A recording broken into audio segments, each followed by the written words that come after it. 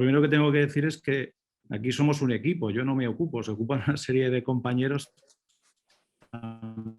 los terapeutas, los rehabilitadores y los especialistas en anestesia. Y dicho esto, tengo que decir que trabajo en un hospital, el Niño Jesús, que parece una franquicia, porque en Italia tenéis el Bambino Gesù en Roma, debe ser que tenemos una especie de conexión con vosotros.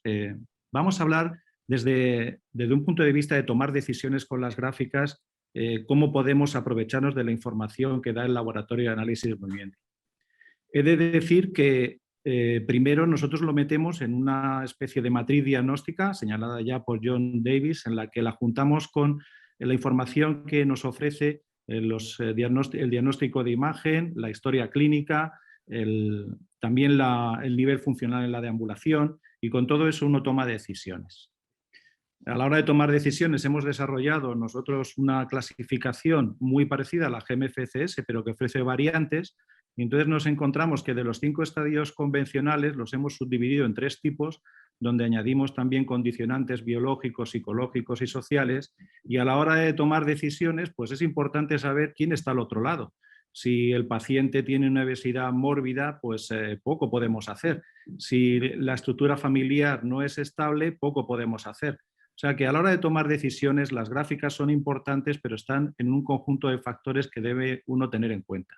Esta clasificación la pueden encontrar en la Revista Española de Neurología de octubre del 2020, del año pasado. Fue uno de los artículos más descargados y estamos en proceso de validación con otros centros.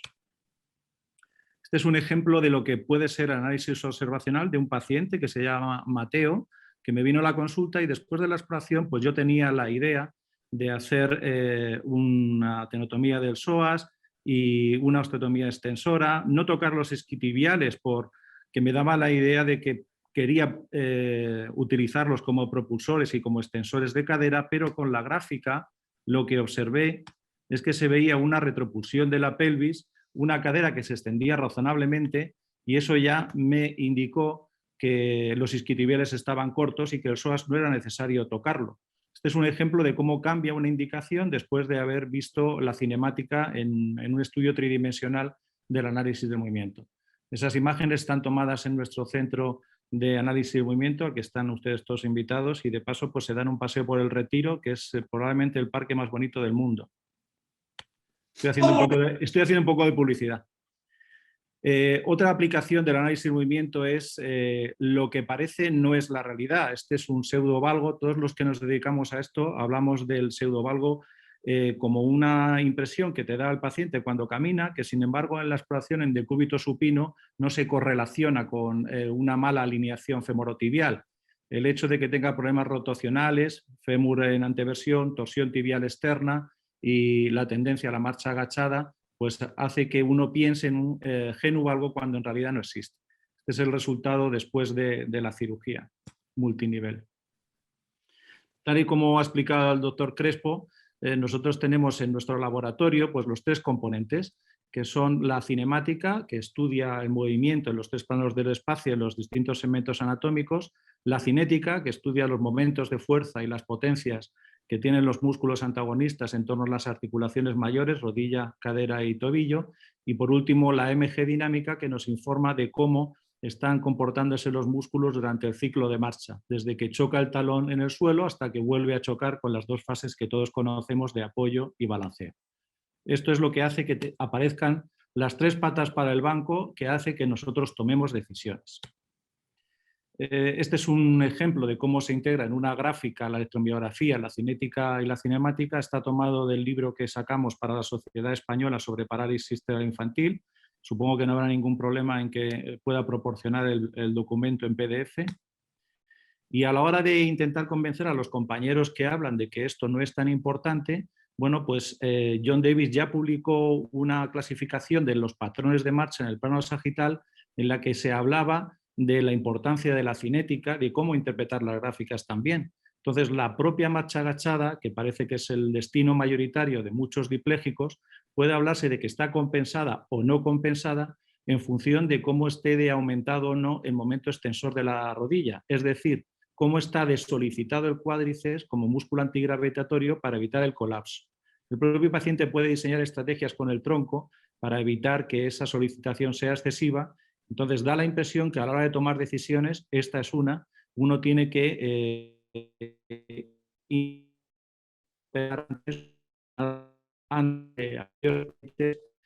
momentos sensores en la rodilla más grandes, porque eso significa que el cuádriceps está más solicitado. A la hora de hablar de la marcha rígida en la fase oscilante, es muy importante también entender que no solamente la rodilla puede ser una causa de limitación de la flexión en la fase oscilante, también una debilidad en la cadera o una debilidad en los flexores plantares pueden estar detrás de ello. Y de eso existen varios artículos recientes. ¿Qué información nos dan las gráficas en el ciclo de marcha? Cuando uno se interpreta o ve las gráficas, tiene que saber escucharlas. Entonces, lo primero que tiene que entender cómo es la marcha normal, que para eso están las gráficas en color gris, y cómo se encuentran alejados los dos lados, el derecho en verde, el izquierdo en rojo, con respecto a la normalidad en las distintas fases o eventos importantes de la fase de apoyo y oscilante. El contacto inicial, la fase media de apoyo o la fase media del periodo oscilante, ya nos dan bastante información. Luego también la forma de la curva es muy importante. Nos puede decir si el músculo es espástico, si aparecen dobles jorobas. La doble joroba es una manifestación clara de que el músculo tiene una especie de clonus en el tobillo, o también puede ser en el recto anterior, de una hiperexcitabilidad al estiramiento velocidad dependiente. Cuando uno ve esta gráfica se imagina perfectamente cómo el tobillo a la hora de hacer la dorsiflexión responde con una flexión plantar brusca y eso habla de que existe una espasticidad subsidiaria de tratamiento con toxina botulínica. De las cosas más importantes que yo me fijo a la hora de ver estos pacientes son las pendientes. Las pendientes nos dicen si existe fuerza, si existe espasticidad en sus estadios iniciales, es decir, no el de rigidez, sino el de hiperexcitabilidad al estiramiento, porque esos son subsidiarios, en el caso de la espasticidad por hiperexcitabilidad al estiramiento, de toxina botulínica. Y cuando veo una pendiente lenta, pienso que puede haber debilidad, puede haber rigidez, y uno a la hora de actuar en otras zonas más distales, por ejemplo, en el tema de la cadera, cuando veo una curva o una pendiente de esas características, voy a la exploración física para ver si tiene en la escala de la MRC o la escala de Kendall un 5 o un 4/5 para ver si tiene buenos flexores de cadera. Si no es así, pues uno puede pensar en abstenerse a la hora de realizar cirugías de realineación en los pies o de rotar tibias, porque esos pacientes suelen ser aquellos que tienen debilidad en los flexores de cadera, como yo llamo pacientes arrastradores, y solamente se pueden desplazar arrastrando. El hecho de que uno ponga el pie hacia adelante después de una osteotomía rotatoria de tibia puede implicar que deje de moverse en bipedestación porque ya no pueden ni arrastrar el pie. El rango de movimiento disminuido o aumentado pues también se puede dar en rigideces, en espasticidad importante, y cuando está aumentado es sobre todo en los hemipléjicos, cuando en el lado sano intenta compensar los déficits del otro lado, es cuando podemos encontrar esas situaciones. Más información que nos dan nosotros como cirujanos, no sé si existen más compañeros cirujanos dentro del panel, pero vivimos de derrotar los huesos. Es una broma. Se trata de mejorar el brazo de palanca en la tibia, en el fémur y realinear el esqueleto del pie lo mejor posible para que funcione bien como palanca de los gastrocnemios en el tobillo.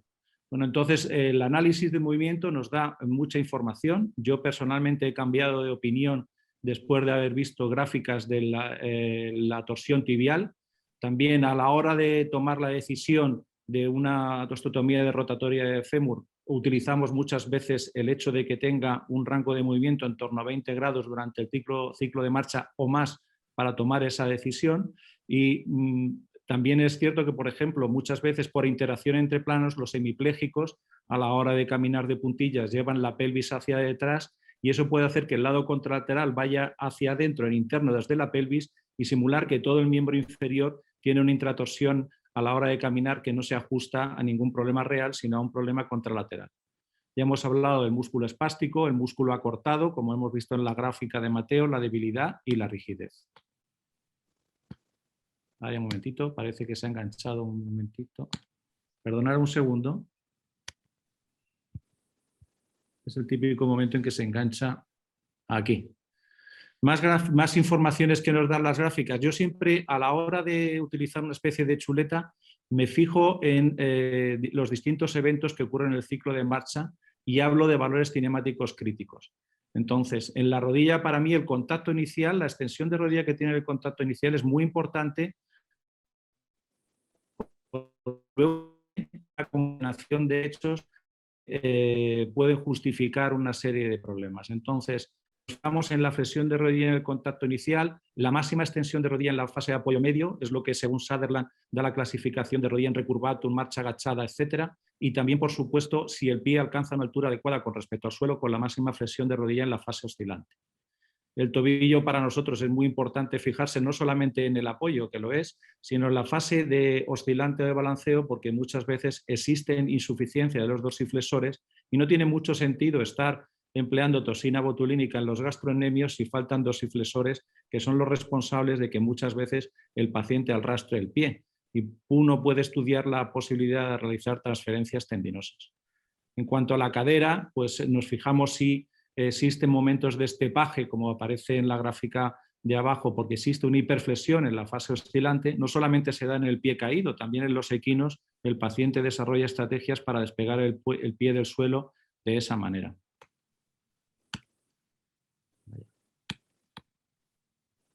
Bueno, lo voy a poner aquí. Estos son los valores críticos. Luego, es muy importante respetar el análisis observacional, entrenarlo en el plano sagital y en el plano frontal y transversal, siguiendo el contacto inicial, fase media de apoyo y durante el periodo oscilante. Y uno se puede llevar sorpresas porque muchas veces lo que para nosotros es un patrón de equino puede ser un pseudoequino. Eso viene muy bien descrito por Roy Davis a la hora de comparar los distintos patrones de Winter en los hemiplégicos y de Roda en los diplégicos, en los que se ve cómo los distintos trazados tienen un comportamiento absolutamente diferente. Y a la hora de hacer el análisis observacional, uno puede tener una falta de correlación con las gráficas importante, lo que hace que se potencie más el uso del análisis del movimiento. Ya hemos hablado de que la precisión en la descripción en el plano transversal también nos puede situar y dar información sobre la interacción entre planos. Lo más clásico es hablar de la rotación externa de la pelvis en el lado del hemipléjico, que puede condicionar en el lado sano que lleve la pelvis hacia adentro y llevar a una intratorsión de la pierna sana, que en principio no necesita tratamiento. La oblicuidad pélvica para mí es uno de los quebraderos de cabeza más frecuente porque nos encontramos con que el lado ascendido suele ir en equino y el lado agachado suele ir en el lado descendido suele ir en marcha agachada. O sea que la importancia de la colocación de la pelvis a la hora de caminar se correlaciona con patrones sagitales diferentes a la hora de estudiarlos. Luego, quizás esta es una de las cosas también que más me ha ayudado el análisis del movimiento en la toma de decisiones. La torsión tibial externa parece algo paradójico. En muchos pacientes hemiplégicos que tienen equino varo existe y uno no se da cuenta a no ser que tenga gráficas como la que vemos aquí de este paciente y en este caso, en la que siendo un hemipléjico, era un hemipléjico Winters tipo 4, pues tuvimos que hacer una cirugía multinivel que incluyó la tibia en un paciente que destacaba por su equino varo. O sea, ¿cómo puede ser posible que un paciente que lleve el pie hacia adentro necesite llevar la tibia todavía más hacia adentro? Pues todavía estamos intentando comprender cómo se relacionan estos hechos, pero lo cierto es que hay que corregir en muchos pacientes que tienen un equino varo la tibia porque está hacia afuera. Y eso implica derrotar hacia adentro, debilitar los músculos que tiran más de la cuenta, básicamente el tibial posterior del Aquiles, y rebalancear o reequilibrar las fuerzas musculares con transposiciones tendinosas como el hemitrasplante del tibial anterior. Este es un ejemplo del plano transversal donde también hay que contar con el medio antepié. Es cierto que el medio antepié muchas veces es ignorado, pero es uno de los factores que hay que analizar en estos casos. Y muchas veces la columna externa e interna, el alargarla o acortarla entra en juego a la hora de establecer decisiones, y el modelo del pie en algunos de los casos, nosotros utilizamos el de Davis, también hemos utilizado el de Oxford. El de Oxford consume más tiempo y luego también obtiene unos planos en unos datos en el plano sagital del tobillo menos fiables.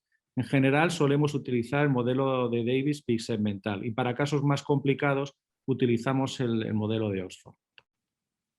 Esto es una de las cosas que más hemos utilizado aquí a la hora de evaluar resultados. Los índices de evaluaciones globales de la marcha son muy importantes. De hecho, en ocasiones también se pueden utilizar como predicción para medir un termómetro, pero también se pueden utilizar como predictores. Ya existen trabajos que hablan de que un GPS o un GDI de que esté peor antes de operar un paciente con un control motor aceptable, pues obviamente la mejora será mayor. Bueno, es por otra parte lógico pensar que los países en vías de desarrollo, pues si tienen más recorrido para ser desarrollados, mejorarán más. Pero verlo reflejado en un número, pues es importante. Los padres ven que si se ganan más de 5 grados ya existe una significación funcional que se traduce en la vida real, pero desde mi punto de vista que le veo a estos índices, por lo menos el GDI, tampoco el GPS lo cuenta muy bien, es que no incluyen la velocidad. Por eso muchas veces cuando hacemos la cirugía del análisis del movimiento al año de la cirugía se ven que el GDI aumenta mucho, pero la traducción funcional que aparece a los 2 años, según los trabajos del grupo de Australia, Roda y Graham, está relacionada con la velocidad. Y el año esa velocidad no se ha ganado y los índices no lo recogen adecuadamente. Quizás sería momento para evaluar con ayuda del Politécnico de Milán algunos índices que tuviesen en cuenta aspectos como el de la velocidad, que sí que casan más con la vida real. El paciente no se siente autónomo si va lento. Eso hay que explicárselo a los padres. Nosotros como cirujanos, yo vengo de la escuela de Minneapolis, agradezco la mentorización que ha hecho el doctor Jim Gates y el doctor Tom Novacek, aparte de otros maestros como el doctor Molenaes, el propio Alejandro García de la Maza, con nosotros compartimos trucos. Bueno, se aprende, es lo bueno que tenemos los cirujanos, que compartimos truquitos y como los cocineros. Al final nos salen mejor los platos gracias a los apuntes de otros colegas. Bueno, pero básicamente el boom vino de entender que hay que hacer la cirugía de hueso para restaurar los momentos de fuerza y que la cirugía de hueso ayuda al músculo a funcionar. Por eso es importante evaluar el plano transversal como lo estamos haciendo y luego el resto de los gestos son conocidos por todos. Debemos de intentar respetar los propulsores. La corrección del flexo de rodilla se puede realizar de muchas maneras. Ahora yo personalmente estoy liberando mucho el gastrocnemio en la zona medial, a nivel proximal. Vamos a sacar un trabajo en referencia a eso. Tenemos otro publicado recientemente sobre la importancia del recto anterior a nivel proximal y el psoas a la hora de corregir el flexo fijo de rodilla. Y la experiencia que tenemos en el crecimiento guiado, por ejemplo, pues es variable. Es una alternativa más en algunas edades, pero no estamos muy entusiasmados. Por último, sobre el descenso de rótula y el acortamiento, pues es importante potenciar los antigravitatorios, potenciar el extensor de la rodilla. Me gustaría saber cómo potenciar, a no ser de una manera diferente, los extensores de cadera. Es otro de los ítems que tenemos que perseguir. Pero yo creo que estamos razonablemente tratando muy bien la rodilla gracias a la corrección del brazo de palanca y a la potenciación del aparato extensor con este tipo de gestos. Este es uno de los ejemplos de un paciente que nos vino a la sala de sesiones, nuestras sesiones preoperatorias famosas en todo el país, en las que llega el paciente en silla de ruedas y la gente en principio dijo, bueno, es un nivel 4. Bueno, yo conocía al paciente y lo que hizo que se sentase fue el dolor en las rótulas. El brote de crecimiento que tuvo tan brutal, el padre jugaba al baloncesto y él también juega ahora, hizo que se descompensase un poco el balance articular, que apareciesen las contracturas fijas y una patela alta que había que descender. Bueno, pues yo sabía que con la cirugía nuestra íbamos a quitar los problemas biomecánicos y con el control motor bueno que ya él tenía, el resultado podía ser óptimo. Cuando uno tiene un buen control motor y los problemas que tiene son solo biomecánicos, es cuando podemos predecir que el resultado va a ser óptimo. Mientras tanto, si tienes un paciente que tiene un mal control motor, en nuestra clasificación el NDF2+ correspondería a aquellos pacientes que no caminan con bastones, pero que tienen muchísima inestabilidad, se caen muchísimo y necesitan la presencia de alguien cerca para evitar que se caiga. Bueno, pues eso ya habla de un mal control motor y los resultados nunca podrán ser tan buenos como el de este paciente. Esta es la comparación del antes y el después, donde se puede ver que hemos restaurado los momentos de fuerza en la rodilla, también en la cadera y en el tobillo incluso hemos llegado a aumentar un poquito la potencia del tobillo. Y hablando de los índices que no tienen en cuenta la velocidad, pues hemos mejorado significativamente, pues casi 30 puntos en el lado derecho y lo mismo casi en el izquierdo. La cinemática ya sabemos que es importante porque te dice qué es lo que estás viendo. La cinemática se ve, pero la cinética se siente. Entonces, la cinética habla de cómo están actuando los músculos en cuanto a absorción de potencia y en cuanto a generación de potencia. Y a mí me gusta verlos porque cuando un paciente tiene un momento extensor muy importante, a ese paciente hay que tratarlo antes. Cuando un paciente tiene un flexo de rodilla, pero tiene un momento flexor en vez de extensor, no hay tanta necesidad de bajar la rótula, es un problema más de gemelos. Y luego, en cuanto a absorción, a mí me encanta ver las gráficas de la cadera, sobre todo cuando cuando absorben potencia en el momento de la final de la fase de apoyo, cuando la cadera va a la extensión. Los flexores de cadera están actuando, absorbiendo potencia y están preparándose para contraerse. Cuanto más absorción de potencia tengan esos flexores, mejor preparados estarán para propulsarse durante la fase oscilante o de balanceo. Entonces, de la misma manera que la gente habla de los patrones sagitales cinemáticos, pues pensamos poco en los patrones cinéticos.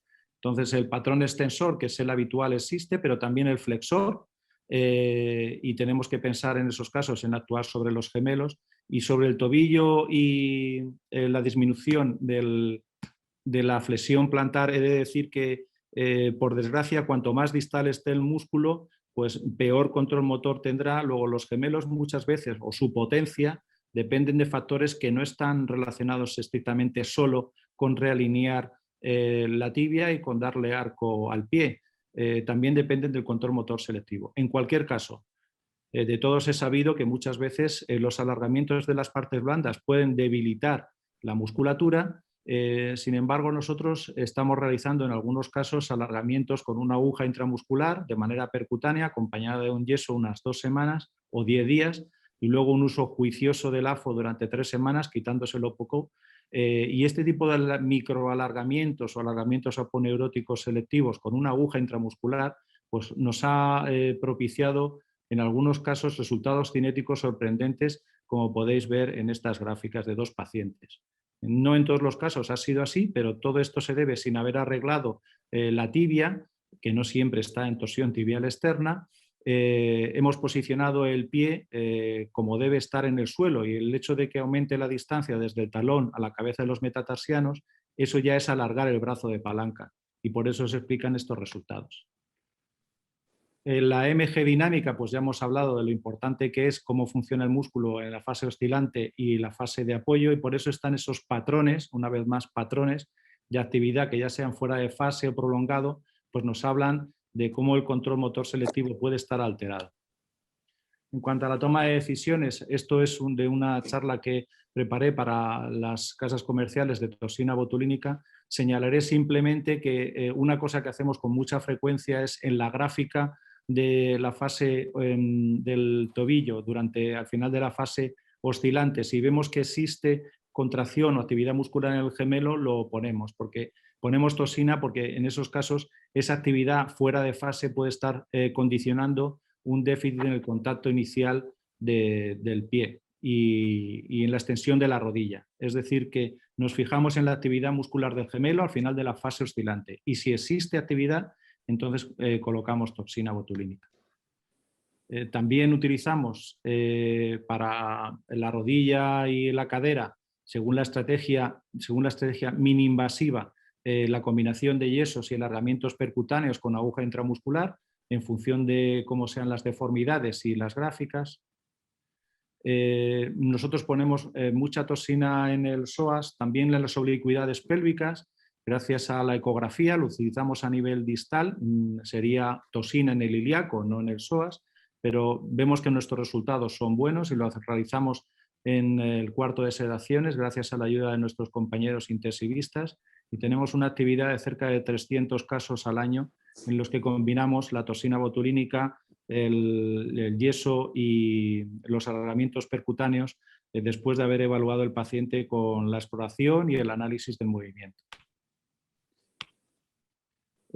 Sobre el tema de la plano transversal, siempre se dice que sobre todo del fémur y de la tibia en ocasiones, y aunque no creamos mucho en los rotadores internos dinámicos, sí que le damos una vuelta a la hora de su actividad, porque pensamos que antes de realizar la cirugía en un multinivel es necesario agotar todos los estadios. Nosotros utilizamos un sistema de escalera terapéutica y alcanzamos al final la cirugía multinivel cuando hemos agotado otros estadios menos agresivos. Y en esos casos hay pacientes que nos piden que antes de hacer la cirugía definitiva vayamos prolongando su situación con este tipo de infiltraciones y toxina botulínica y esos más fisioterapia, porque se ven lo suficientemente un poco más. Por último, cuando uno se mete en esto siempre necesita unas pistas y hemos elaborado, siguiendo un poco el artículo que publicaron nuestros colegas franceses sobre análisis del movimiento en parálisis cerebral, una serie con las gráficas de BTS, una serie de un listado de problemas que existen en la gráfica, cómo se correlaciona con la exploración, cuál sería la principal o el principal responsable de esa variación y, casi lo más importante, entender que muchas veces no todo es lo que parece, sino que existen una serie de problemas que pueden aparecer y los vamos descartando en la columna de la derecha. Dejaré la presentación para que aquellos que la sigan pues lo puedan tener a su disposición. Y por último, esto no se trata solamente del laboratorio, de lo in vitro a lo in vivo. Nosotros tratamos pacientes para que salgan del laboratorio y que en la vida real tengan avances, como Gonzalito, que en su momento fue a recoger su diploma de la ESO en andador sin ayuda de 2 asistentes.